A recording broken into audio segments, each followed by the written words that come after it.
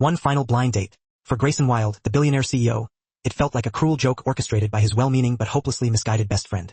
He'd endured a string of vapid encounters, each woman more interested in his bank account than his heart. But then, the single mom walked in, and against all odds, began dismantling the fortress he'd so carefully constructed around his emotions. Grayson Wilde possessed everything money could possibly acquire, except for the one thing he desperately craved. A genuine connection, someone to share his life with, someone to come home to. At 32, he helmed an international luxury hotel chain, his net worth astronomical enough to grace magazine covers and secure him coveted speaking slots on economic panels. Yet, beneath the veneer of success, lay a deep-seated loneliness, a weariness born from years of failed dates with women who saw him as nothing more than a headline, a trophy to be won. He hadn't always been this way, this emotionally guarded, but a broken engagement, a betrayal that played out in the glaring spotlight of the media, had irrevocably altered him. Romance had become a calculated negotiation, each date feeling like a sterile business pitch disguised in designer dresses and forced smiles. Every blind date, meticulously arranged by Owen, followed a predictable pattern. The bold lipstick, the curated social media bios, the shallow conversations orbiting yachts, brand deals, and investment opportunities. They invariably ended with him footing an exorbitant bill and feeling even emptier than before. So, when Owen's call came that morning, dripping with false enthusiasm, Grayson braced himself. This is the one, Gray. I swear it. Just one last time. Grayson sighed, the sound heavy with resignation. Fine. One last time. But if she mentions her candle line or asks me to fund a podcast, I'm walking. That evening, Grayson found himself at Laurie Diane, a restaurant he technically owned but rarely frequented. The hostess, recognizing him instantly, led him to a secluded booth bathed in the soft glow of candlelight and adorned with fragrant lilies. He arrived 10 minutes early, not out of anticipation, but to steel himself against disappointment, to remind himself that he didn't care. Adjusting the impeccably tailored cuffs of his navy suit, he muttered under his breath, a cynical prediction forming on his lips. Red dress, platform heels, and a pitch deck, guaranteed. A waiter gliding past with practiced grace paused. Your guest will be arriving shortly, Mr. Wilde. Grayson offered a polite nod, his gaze sweeping across the room. She's probably late, orchestrating a dramatic entrance, he thought, a wave of weariness washing over him. Owen's probably watching this unfold from some hidden corner, laughing his head off. But when the door finally opened, the woman who stepped inside defied every expectation, shattered every preconceived notion he held. She was different. She wore a long gray wool coat, slightly worn at the cuffs, hinting at practicality rather than pretension. Her blonde hair was pulled back in a simple ponytail, a few stray strands escaping to frame her face with a delicate softness. There was no bold lipstick, no designer handbag, just a simple canvas tote slung over one shoulder. And beside her, a tiny girl in a pink dress and scuffed boots clutched a well-loved, ragged stuffed bear. Grayson blinked. He actually blinked twice. A single mom? He whispered, incredulity lacing his tone. Seriously, Owen? Mullen spotted him and approached the booth with a nervous smile that didn't quite reach her eyes. Hi, I'm Mullen. I'm so sorry I had to bring my daughter. My babysitter canceled at the last minute. I completely understand if this isn't what you expected. Her voice was genuine, devoid of the practiced flirtation he was accustomed to. She wasn't performing, wasn't trying to impress. She didn't seem to know or care that he was Grayson Wilde, the billionaire CEO. Grayson opened his mouth, unsure what to say. But before he could decide whether to politely excuse himself or burst out laughing at the absurdity of the situation, the little girl dropped her stuffed bear onto the floor with a soft thud. Without hesitation, Mullen knelt down, retrieved a packet of tissues from her coat pocket, and carefully, meticulously, wiped the bear's face and paws. She whispered to the toy, her voice filled with a gentle warmth. Mr. Bear deserves to be clean before dinner, right? Grayson stared, transfixed. It wasn't the fall of the bear that had frozen him in place. It was the way she handled it. Calm, kind, with no apology, no embarrassment, just pure, unadulterated maternal instinct. He had watched people grovel for his attention, witnessed women fabricate entire personalities in a desperate attempt to impress him. But this was real. By the time Mullen stood back up, brushing off her knees with a sheepish glance, Grayson had already made up his mind. He couldn't explain it, but something had shifted within him, a tiny crack appearing in the wall he'd so diligently maintained. Well, Grayson said, gesturing to the chair across from him with a hesitant smile. If Mr. Bear's staying for dinner, I suppose I should too. Mullen laughed softly, a genuine, melodic sound that sent a surprising warmth through him. Thank you. A high chair was swiftly brought for Zoe, who settled in between them, happily munching on warm breadsticks and chattering about cartoons and cookies. Mullen apologized repeatedly for the disruption, but Grayson waved her off, genuinely unconcerned. They talked, not about yachts or stocks, but about libraries, favorite books, weird part-time jobs, and childhood messes. Mullen mentioned she worked at the local library, a simple statement delivered without any hint of self-consciousness. She never asked what he did, and for once, he didn't offer the carefully crafted version of himself he usually presented to the world. For the first time in years, Grayson felt like himself, just a man at dinner with someone who didn't want anything from him but his time. It was liberating, exhilarating, terrifying. When the check arrived, Mullen reached for her purse, a reflex born of years of independence. Grayson stopped her gently, his hand briefly covering hers. I invited Mr. Bear, he said, a playful glint in his eyes. This one's on me. As they stepped outside into the cool night air, Mullen carefully buttoned Zoe's coat as the little girl yawned, her eyes already drooping with exhaustion. Thank you, she said again, her voice quiet, sincere. Grayson smiled, the expression genuine, heartfelt. Thank you for showing up. They parted on the sidewalk. No numbers exchanged. No promises made. But something lingered in the air between them. An undeniable connection that transcended mere curiosity or fleeting chemistry. It was hope. Hope that maybe, just maybe, this wasn't a joke, another orchestrated charade. Maybe this was the start of something real, something meaningful. Grayson Wilde wasn't accustomed to replaying a single evening in his mind. He'd had dates before, dozens of them, glamorous, expensive, meticulously curated nights that all blurred together into a homogeneous mass of superficiality by the end. But this one stuck. It had been days since the dinner with Mullen and her daughter Zoe, and still her voice echoed in his mind, a gentle melody that disrupted the carefully constructed silence he usually inhabited. It wasn't necessarily what she said, but how it made him feel. Seen, not judged, not chased, just seen, for the first time in a long time. He tried to shake it off, burying himself in meetings, contracts, and late-night calls with Tokyo, desperately clinging to the familiar routine of his corporate life. But even as he reviewed billion-dollar proposals, he found himself wondering if Mr. Bear was still clean, or whether Zoe had finished the story about the purple dragon and the lemonade stand. He hated how often he smiled at the thought, a genuine, unguarded expression that threatened to shatter the carefully constructed image he presented to the world. Are you seriously still thinking about her? Owen asked one evening, slouching across from him in Grayson's opulent penthouse, casually sipping whiskey as if he owned the place. No, Grayson lied, the denial automatic, instinctive. You are... Owen smirked, his eyes twinkling with amusement. It's written all over your face. Admit it, you liked her. Grayson rolled his eyes, attempting to feign indifference. I barely know her. It was one dinner. Owen shot back, unfazed. And yet here you are, still talking about a pink-dressed toddler and her librarian mom like they're the plot twist of the year. Grayson retorted, deflecting the accusation with a practiced ease. I'm not talking about them. You're the one bringing them up. You're thinking about them. That counts. Grayson didn't respond because Owen was right. She had gotten under his skin, and not because she had tried to. She wasn't even trying to be charming, and that's what made it worse. She didn't wear heels. She didn't seem to know who he was. She hadn't attempted to impress him with witty banter or strategically dropped hints about her own accomplishments. And somehow, that made her utterly unforgettable. He found her 3 days later. It wasn't hard. She had mentioned working at the local library, a casual detail that had lodged itself in his memory. So Grayson, dressed in jeans and a comfortable sweater instead of his usual power suit, walked through the heavy glass doors of the old brick building and stepped into a world of quiet pages and hushed whispers. He hadn't been in a public library since high school, a lifetime ago it seemed. A part of him wanted to turn around, to walk away and pretend this impulsive act had never occurred to him. What if she thought he was stalking her? What if she didn't want to see him again? But curiosity, and something deeper, something akin to hope, outweighed his hesitation. He picked up a random paperback from a shelf, a children's chapter book with a brightly colored cover, and wandered through the aisles until he found her seated at the circulation desk, sorting through a towering stack of returned children's books. Her blonde ponytail was tied with a simple fabric scrunchie, and her cheeks were slightly flushed, a healthy pink that hinted at the chill of the December air outside. And when she looked up, her eyes widened in genuine surprise. Grayson? She asked, blinking in disbelief. Hi, he smiled, the expression awkward but genuine, fueled by a nervous energy he hadn't felt in years. Hey, I came looking for something to read. Mullen tilted her head, amusement dancing in her eyes. Really? He held up the book in his hand, its title emblazoned in whimsical font. The Magic Squirrel and the Secret Key. He grimaced. Clearly, I need help. She laughed, the sound soft and warm, like cinnamon on toast. Well, you came to the right place, she said, standing and walking around the desk to meet him. We just got a donation of some new fiction. What do you usually like? I was hoping you'd tell me, and so she did. For the next 20 minutes, they wandered the shelves, their shoulders occasionally brushing as they navigated the narrow aisles. She showed him her favorite authors, sharing her passion for storytelling with an infectious enthusiasm. He asked too many questions, revealing his ignorance of the literary world outside of business journals and financial reports. And she teased him mercilessly for not knowing who Colleen Hoover was, a name that seemed to hold a sacred significance within the library walls. He pretended to be offended, hamming up his indignation for her amusement. They didn't talk about the date, not directly, but the air between them felt different, charged with an unspoken connection. It was comfortable, open, devoid of the pressure and pretense that had plagued his previous encounters. So, she said at one point, running her fingers along the spine of a well-worn hardcover. What do you do again? I realized I never actually asked. Grayson hesitated, the familiar impulse to deflect, to obfuscate the truth rising within him. But then, he tamped it down, recognizing the futility of continuing the charade. He offered her the same carefully crafted version he had told others before, the one designed to elicit polite interest without revealing the full extent of his wealth and influence. I write mostly travel essays, sometimes fiction. She looked impressed, her eyes widening slightly. That explains the questions about the magic squirrel. He grinned, relieved that he had managed to navigate the conversation without resorting to outright lies. I like a good plot twist. When he finally checked out the book she recommended, A Man Called Ove, she smiled knowingly as she scanned it. This one's about a grumpy guy with a good heart. I think you'll relate. Grayson took the book, touched by the playful jab, a sense of lightness bubbling up inside him.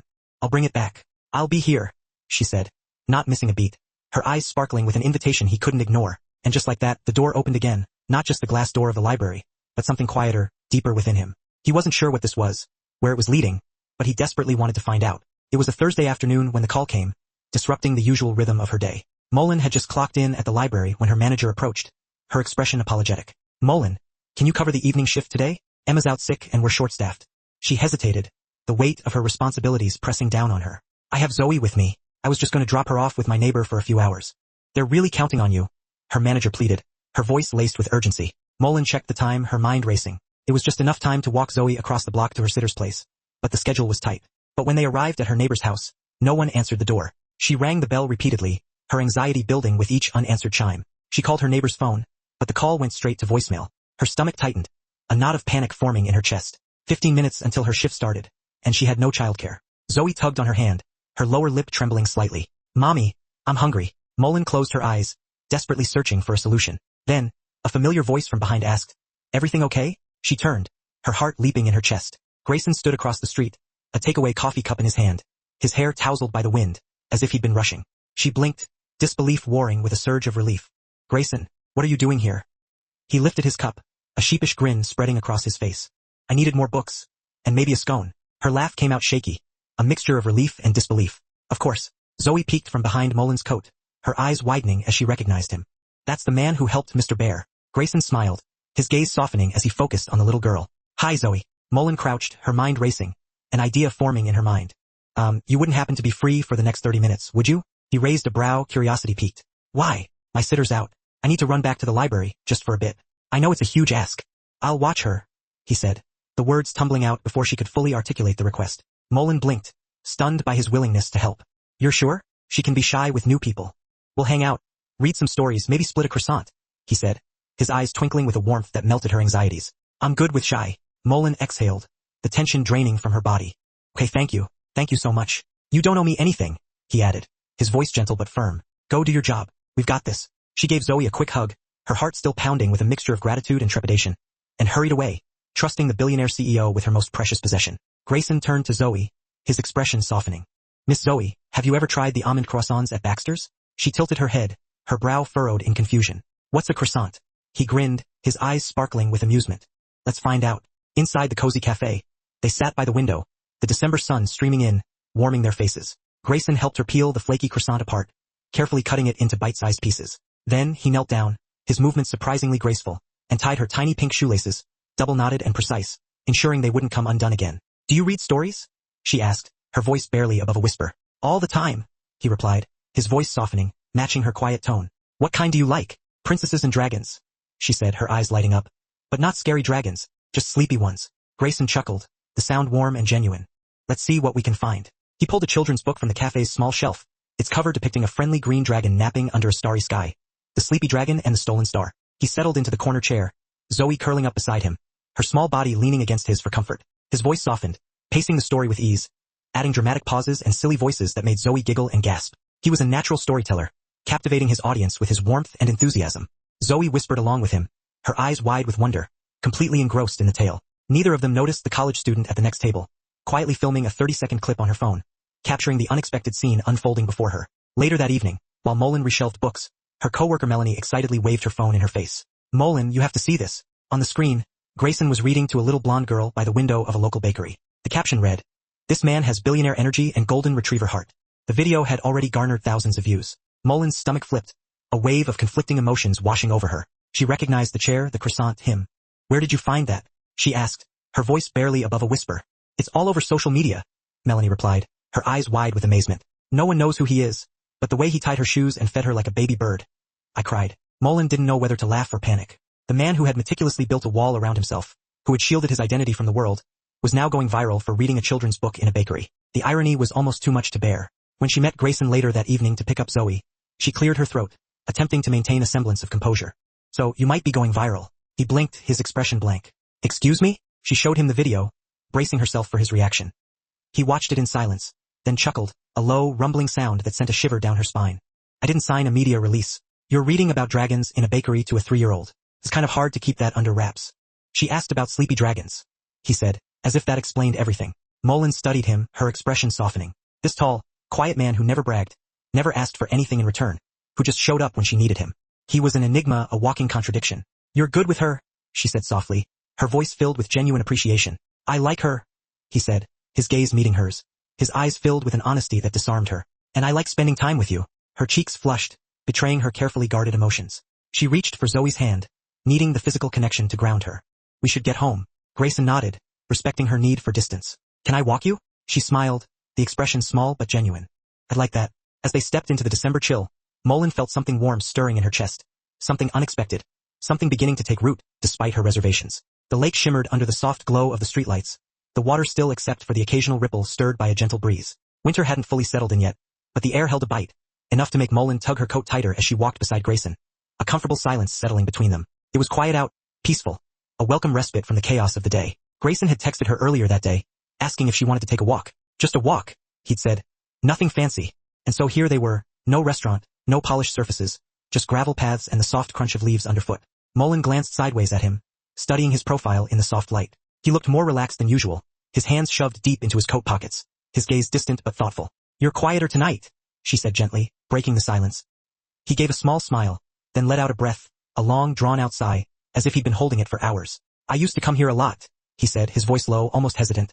Especially after things fell apart. Mullen tilted her head, her curiosity piqued. Things? He hesitated, the silence stretching out between them. Then, for the first time, he didn't redirect the conversation, didn't joke or change the subject. He allowed himself to be vulnerable, to reveal a glimpse of the pain he had kept hidden for so long. I was engaged once, he said, his voice barely above a whisper. 5 years ago. She blinked, surprised by the revelation. You were? He nodded, his gaze fixed on the dark water of the lake. Her name was Tessa. We'd been together for 3 years. I thought she was it. Mullen didn't speak, sensing he wasn't done, that he needed to unburden himself, to finally release the weight he had been carrying for so long. She left 2 weeks before the wedding. He continued, his voice laced with a bitter sadness. Told me she'd fallen in love with someone else. One of my business partners, actually. Mullen winced, her heart aching for the pain he must have endured. I'm so sorry. I wasn't angry, he continued, his voice flat, devoid of emotion. At least not right away. I was numb, humiliated, sure, but mostly I just felt like a fool, like I'd misread everything, like I had been living in a carefully constructed illusion. Silence hung between them for a moment, broken only by the soft lapping of the lake against the shore. And after that, he said, his voice barely audible, I stopped trying. Dating felt like a game I didn't know the rules to anymore. Every woman I met seemed more interested in my net worth than my words. Eventually, I stopped showing up, stopped even pretending to care. Mullen slowed her steps, her hand instinctively reaching out to touch his arm, offering a silent gesture of support. I didn't expect you to say that. I didn't expect to say it, he admitted, his voice filled with a raw honesty that resonated deep within her. They reached a bench overlooking the lake and sat down side by side, the night wrapping around them like a comforting blanket. Mullen tucked a stray strand of blonde hair behind her ear, her eyes searching his face in the dim light. You're not the only one who's been let down. Grayson turned slightly toward her, his gaze meeting hers, his eyes filled with a quiet intensity. I was 19 when I met Zoe's father, she said, her voice low, hesitant. He was older, sophisticated, charming, told me everything I wanted to hear, painted a picture of a future filled with love and happiness. She paused, her hands folded tightly in her lap, as if she were physically holding back the pain. When I told him I was pregnant, she continued, her voice trembling slightly, he said I ruined his life, that he wasn't ready for this kind of responsibility, that I had trapped him. He left a week later, changed his number, moved across the country, leaving her alone and pregnant. Grayson's jaw tensed, a flicker of anger flashing in his eyes. He understood the feeling of betrayal, the crushing weight of disappointment. I was terrified, Mullen added, her voice barely above a whisper. I had no money, no college degree, no support, just a part-time job and a tiny apartment that smelled like paint thinner. He looked at her, not with pity, but with something deeper, something akin to awe and respect. He saw the strength, the resilience that had allowed her to overcome seemingly insurmountable obstacles. And yet, she said, her voice softer now, a hint of wonder in her tone. Here I am, with a daughter who thinks bedtime stories are the greatest luxury on earth. Grayson let out a quiet laugh, the sound filled with genuine warmth and admiration. She's incredible. She saved me, Mullen whispered, her voice thick with emotion. In every way a person can be saved. For a while, neither of them said anything, content to simply sit together in the silence. The wind picking up slightly, rustling the trees along the shore. A duck splashed near the edge of the water, breaking the stillness. When Mullen finally looked at him, his eyes were already on her, his gaze intense and unwavering. I don't know what this is, she said, her voice filled with uncertainty. But talking to you, it feels like I can breathe again, like a weight has been lifted from my shoulders. Grayson's reply was almost a whisper, a heartfelt echo of her own sentiments. Yeah, me too. They sat there, two strangers from worlds that didn't usually meet. A single mom who shelved books for a living and a man who sat at the head of top boardrooms and scrutinized balance sheets. But in that moment none of it mattered. The superficial differences faded away, revealing the shared humanity that connected them. Pain had leveled the field between them, And in the raw honesty of shared wounds, something quietly beautiful had started to grow. Something fragile and tentative, but undeniably real. Something that felt a lot like the beginning of hope. It started with background noise, the incessant hum of the fluorescent lights, the clatter of keyboards, the hushed whispers of patrons browsing the shelves. The TV in the staff lounge of the library was always on, a mindless distraction, usually tuned to the local news or some nature channel no one paid much attention to. Mullen had just returned from reshelving a cart of children's books, her fingers still dusted with glitter from storytime crafts. She walked into the lounge to grab her water bottle, half listening to the news anchor droning on about the latest economic forecasts, half daydreaming about Grayson's smile. Wild Hotels is expected to expand another 10% this quarter, the anchor said, his voice smooth and polished. And with Grayson Wild returning from his brief hiatus, investors are hopeful about renewed leadership. She froze, her hand gripping the water bottle so tightly her knuckles turned white. The screen behind the anchor lit up with a clip, a grainy image of Grayson stepping out of a sleek black SUV, surrounded by a throng of flashing cameras. He waved briefly, a practice gesture, his expression carefully neutral, suited and polished, every inch the powerful CEO. Then, he disappeared behind the tinted glass doors of his corporate headquarters. Mullen's blood ran cold, a wave of nausea washing over her. She blinked, and blinked again, desperately trying to reconcile the man she knew with the image on the screen. It was him, the man who claimed to be a freelance writer. The man who had helped her daughter tie her shoelaces and smiled like he had nothing to prove. The man who took walks by the lake like he was hiding from something, who had shared his deepest insecurities with her. Grayson Wild, the billionaire CEO, the man who had deliberately deceived her. Her legs felt weak, and the water bottle slipped from her grasp, clattering to the floor with a dull thud. He lied. He had looked her in the eye, again and again, and never once revealed who he really was. Never hinted at his immense wealth, never corrected her when she joked that he probably made more in coffee than she did in a week. He had let her believe he was ordinary, just another struggling writer trying to make ends meet. She did not answer his texts that night, or the day after. She stared at her phone, the screen glowing in the darkness, each unanswered message a silent accusation. Grayson noticed the shift immediately. One missed reply became 3, then 5. A call went straight to voicemail, the automated greeting mocking his attempts to connect. By the end of the second day, fueled by a growing sense of dread, he was standing outside the library, waiting, his heart pounding against his ribs. Mullen stepped out, her expression guarded, her eyes filled with a mixture of anger and disappointment. She had Zoe in one hand and a worn cloth tote bag slung over her shoulder. She stopped when she saw him, her jaw tightening, her body stiffening. Mullen, he began, his voice pleading, desperate to explain. Please, just let me. You're Grayson Wild, she interrupted, her voice calm but sharp, cutting through his protests like a knife. CEO of Wild Hotels worth what, $3 billion? Or is it 4 now? He winced, the sound barely audible. I never meant to. You lied to me, she said, her voice rising slightly, her anger finally spilling over. Each word landed like a strike, each syllable a testament to his betrayal. Every time I asked what you did, you gave me some vague story about writing essays and reviewing bookstores and paperbacks. I trusted you. I didn't do it to manipulate you, he said quickly, desperately trying to salvage the situation. I wanted to be seen, not as a headline, not as a walking wallet, just as a man. And so you lied, she repeated, her lips pressing into a tight, unforgiving line. You let me open up to you about my life, my struggles, my daughter, everything. And the whole time you were pretending to be someone else, someone you thought I would find more relatable, more acceptable. I wasn't pretending to be someone I'm not, Grayson said, his voice breaking, the carefully constructed facade of the powerful CEO crumbling around him. I was just hiding what I had, protecting myself from the gold diggers and social climbers who have plagued my life for years. Mullen laughed, the sound sharp and bitter, devoid of any warmth. That's a beautiful distinction, Grayson, really poetic. But it doesn't change the fact that you deceived me, that you violated my trust. Zoe looked up, confused by the tension, her small face etched with worry. Mommy, she whispered, tugging on Mullen's hand. Mullen crouched and smoothed the girl's hair, offering a reassuring smile. It's okay, sweetie, we're fine. When she rose again, her voice was lower, quieter, but no less resolute. I've been through enough people walking away when they realize I come with a child and no money. You walked in pretending to be poor like it was some kind of game, some twisted social experiment. It wasn't a game, Grayson said, his voice cracking with emotion, his eyes pleading for understanding. You were the first person who didn't want anything from me, the first person who seemed to genuinely care about me for who I am, not what I own. I didn't want anything because I thought you had nothing to give, except yourself, she retorted, her voice trembling with anger and hurt. And that was enough. It was more than enough. But you couldn't even be honest about that. She stepped back, tugging Zoe's hand gently, turning away from him. Goodbye, Grayson. He opened his mouth, desperately searching for the right words, but they eluded him, trapped in his throat. He was completely, utterly speechless, paralyzed by the realization that he had destroyed the most meaningful connection he had made in years. She was already walking away, her head held high, her shoulders squared, a picture of quiet strength and unwavering resolve. For the first time in years, Grayson Wild, the man who could negotiate million-dollar contracts without flinching, the CEO who commanded respect and wielded power, stood on a cold sidewalk in the fading December light, completely, utterly speechless and alone. He had money, power, influence, but he had lost something far more valuable.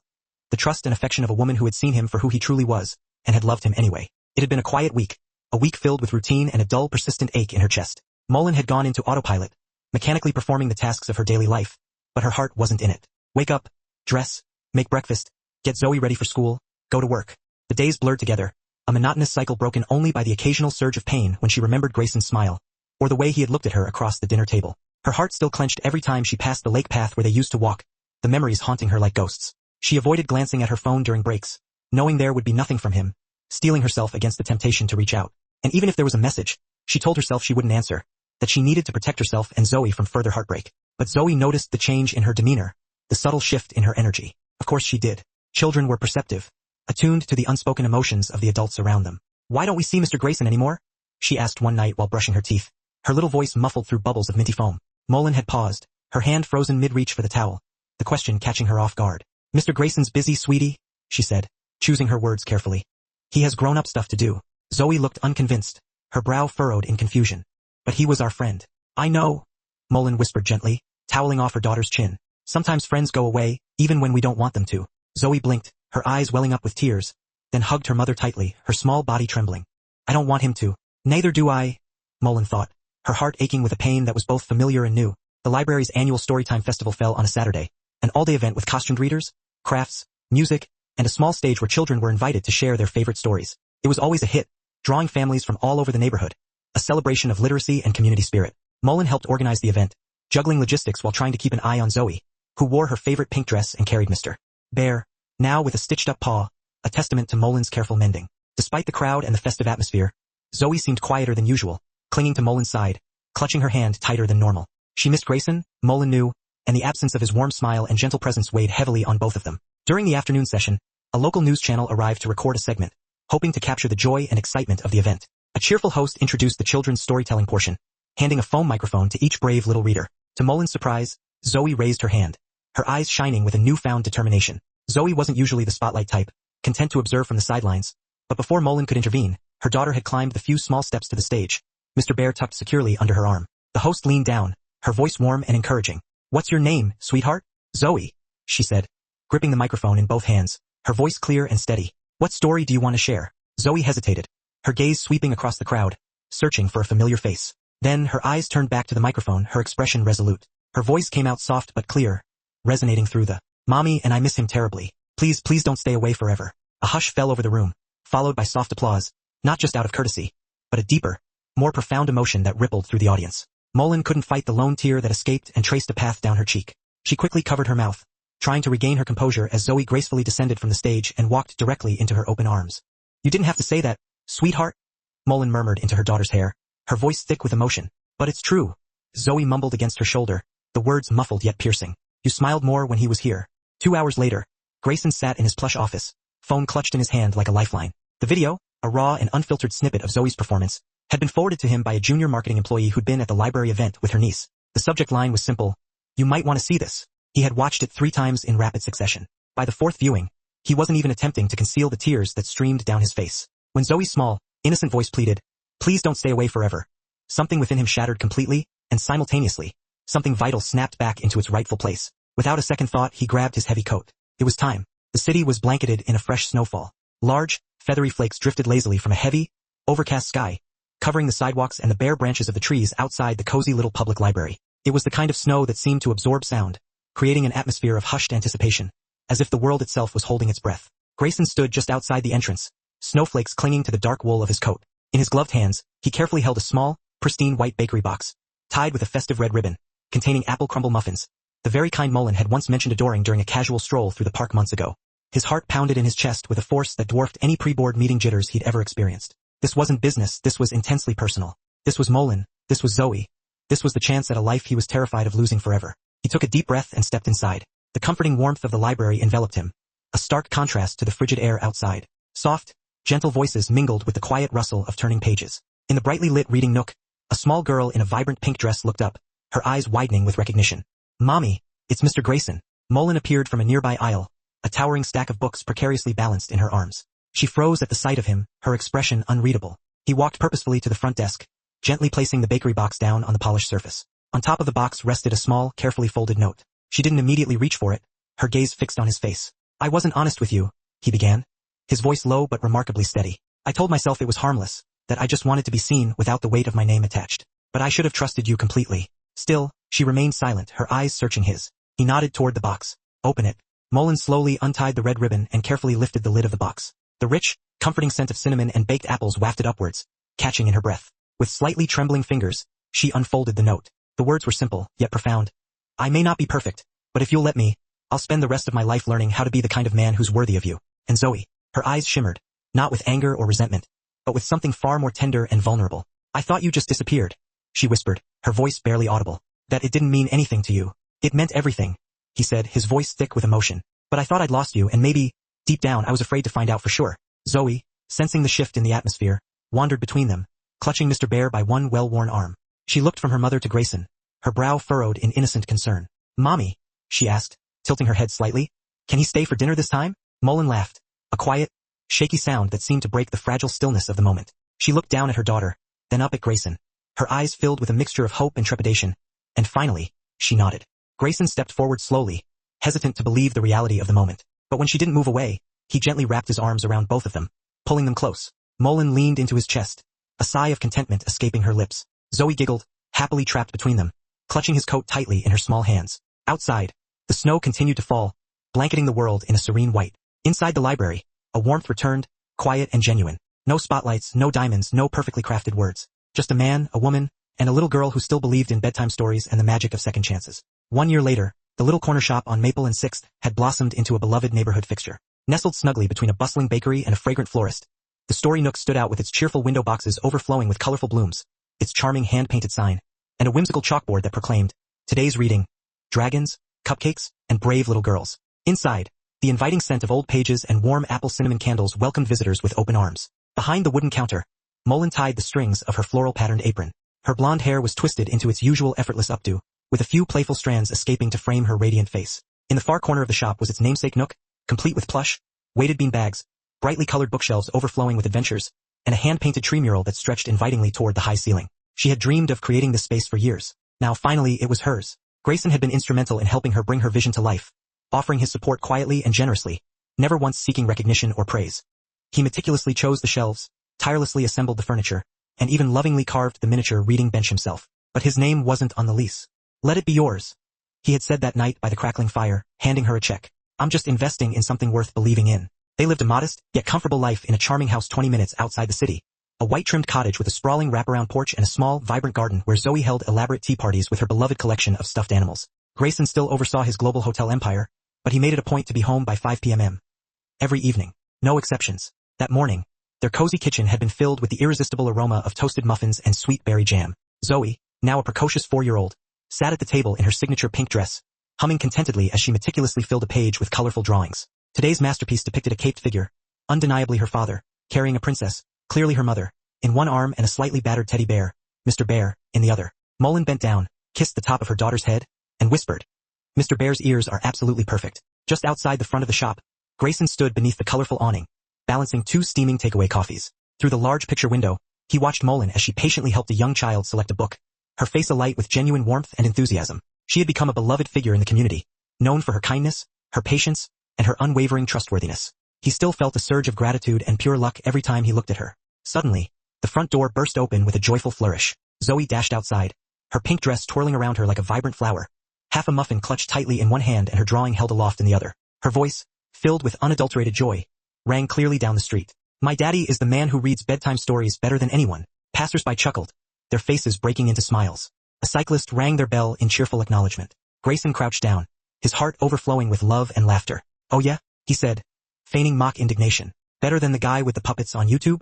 Way better. Zoe replied seriously, her eyes wide with conviction. She proudly handed him the picture. This is you saving mommy and me again. Mullen appeared in the doorway, already smiling, her heart swelling with a love so profound it took her breath away. Grayson stood up and walked towards her, the precious drawing still held carefully in his hand. Zoe, her mission accomplished, ran back into the shop, her infectious laughter trailing behind her. He reached Mullen and paused, his eyes locking with hers. Mullen responded by wrapping one arm around his waist, pulling him closer. Behind them, the gentle wind rustled the leaves in the trees lining the street. The world continued to spin, but in that moment, everything seemed to slow, suspended in a bubble of perfect contentment. Grayson leaned in, his voice low and intimate, just for her ears. I thought it was just one last blind date. Mullen tilted her head towards him, her eyes sparkling with warmth and love. I never knew it would lead me home. If this story stirred something within your heart, a smile, a tear, or perhaps a gentle reminder that love often shows up when we least expect it, don't forget to hit that hype button and subscribe to Soul-Stirring Stories. We've got plenty more stories just like this, filled with warmth, quiet strength, and the kind of love that truly heals. Thank you for watching, and as always, stay kind, stay curious, and stay tuned for the next chapter.